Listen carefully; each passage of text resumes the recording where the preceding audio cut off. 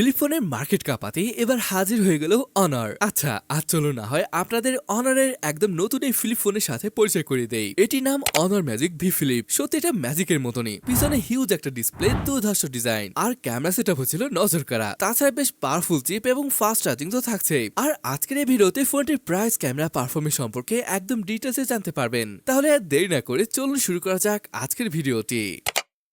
Honour এটাকে এমনভাবে সাজিয়েছে যে অনেকগুলো ফ্লিপ ফোনের মাঝে এটাকে আপনি সহজে আলাদা করতে পারবেন। প্রায় ফোনের অর্ধেকটা জুড়ে ব্যাক প্যানেলের ডিসপ্লেটি কভার করে রেখেছে। এখানে অবশ্য দুইটি ক্যামেরা সেন্সর রয়েছে। এর ফ্ল্যাশ লাইটটি আপনি নিচের অংশে দেখতে পাবেন। ফোনটা আসলে দারুণ চারটি কালার অপশনে লঞ্চ হয়েছে। এগুলো হলো black, white, champagne and green. কালারের সাথে সাথে প্রতিটা ফোনে রয়েছে ভিন্ন ভিন্ন টেক্সচার। ফোনটি কিন্তু আনফোল্ডেড অবস্থায় অনেকটাই স্লিম থাকে। এই যেমন আনফোল্ডেড অবস্থায় এটা থেকে 7.2 মিলিমিটার এবং ফোল্ডেড অবস্থায় এটা বেড়ে দাঁড়ায় 14.9 মিলিমিটারের মতো।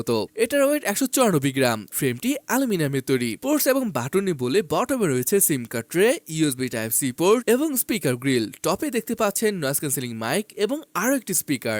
লেফট সাইডে অ্যান্টেনা ছাড়া কিছুই নেই। রাইট সাইডে রয়েছে পাওয়ার এবং ভলিউম রকার। চলুন এবার আমরা ফোনটির ডিসপ্লে সম্পর্কে জানি। আসলে ফোনটি ওপেন করার পর এর রিয়ার প্যানেলের ডিসপ্লেটির দিকে বেশি নজর পড়বে, কারণ এত বড় একটা ডিসপ্লে যেটা ব্যাক প্যানেলের ডিজাইনকেই পাল্টে দিয়েছে। যাই হোক, এখানে ব্যবহার করা হয়েছে 4 ইঞ্চি সাইজের এলটিপিও ওএলইডি প্যানেল। এটার পিক্সেল ডেনসিটি 405 পিপিআই এবং ব্রাইটনেস 1600 নিটসের। পর্যাপ্ত ব্রাইট বলতেই পারেন। এখানে আবার 120 হার্জ এর ফাস্ট রিফ্রেশ রেট রয়েছে। আবার এলটিপি হয় 0.1 থেকে 120 হার্জ পর্যন্ত ম্যানুয়ালি পরিবর্তন হতে পারবে। 2160 হার্জ এর পিডব্লিউএম ডিমিং রয়েছে। এছাড়া এই ডিসপ্লেটিতে এইচডিআর এবং ডলবি ভিশনের সাপোর্ট রয়েছে। এবার আসলে আমরা ভিতর ডিসপ্লেটি নিয়ে কথা বলি। এটা 6.8 ইঞ্চি এর ফোল্ডেবল এলটিপিও ওএলইডি প্যানেল। এখানে রয়েছে 120 হার্জ এর ফাস্ট রিফ্রেশ রেট এবং এইচডিআর ডলবি ভিশনের সাপোর্ট। তবে কভার ডিসপ্লেটি থেকে এটার ব্রাইটনেস প্রায় দ্বিগুণ, কারণ 3000 নিটসে পিক ব্রাইটনেস রয়েছে। এছাড়া চোখের নিরাপত্তার জন্য 3840 হার্জের পিডব্লিউএম ডিমিং সাপোর্ট করে। যদিও ডিসপ্লেটির চিন বেজেলকে কিছুটা মোটা মনে হয়, বাট চার সাইড একই সাইজের বেজেল চিন হয়, দেখতে বেশ ভালোই লাগছে।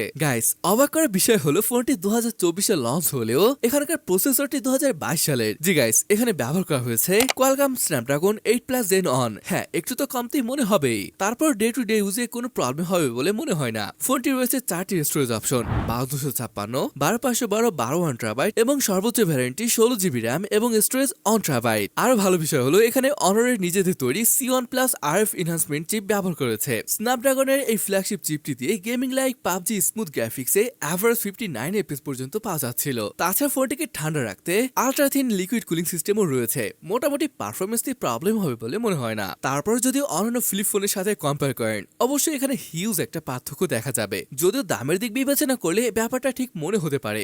Software wise magic V flip phone runs on magic OS 8 base on Android 14। আরো একটা ভালো ব্যাপার হলো ফ্লিপ ফোন হলেও এখানে 4800 এমএএইচ এর বড় সাইজের ব্যাটারি ব্যবহার করা হয়েছে, যেটা আসলেই ভালো ব্যাপার ছিল। শুধু তাই নয়, সাথে থাকবে 66 ওয়াটের ফাস্ট চার্জিং, যেটা দিয়ে চার্জ করলে 50 মিনিটের ভিতর 45% চার্জ হয়ে যাবে, যেটা দারুণ একটা ব্যাপার। অলরাইট, আসুন এবার ক্যামেরা নিয়ে কথা বলি। দেখতেই পাচ্ছেন রিয়ার প্যানেলে মাত্র দুইটি ক্যামেরা সেন্সর রয়েছে, যার মেইন ক্যামেরাটি 50 মেগাপিক্সেলের সনি IMX906 সেন্সর। সেকেন্ড ক্যামেরাটি 12 মেগাপিক্সেলের আলট্রা ওয়াইড এবং এখানে যে সেলফি ক্যামেরাটি রয়েছে ওটা 50 মেগাপিক্সেলের IMX816 সেন্সর। ভিডিওগ্রাফি নিয়ে বলে এটার মেইন ক্যামেরাতে 4K তে রেকর্ড করা যাবে। একই সাথে এটার সেলফি ক্যামেরা দিয়েও ভাই 4K তে রেকর্ড করতে পারবেন। চলুন কিছু ফটো স্যাম্পল আমরা দেখে আসি। এটার ফটো কোয়ালিটি বেশ ভালোই লেগেছে। পর্যাপ্ত ডিটেইল, কালার টালার বেশ ভালোই আসে।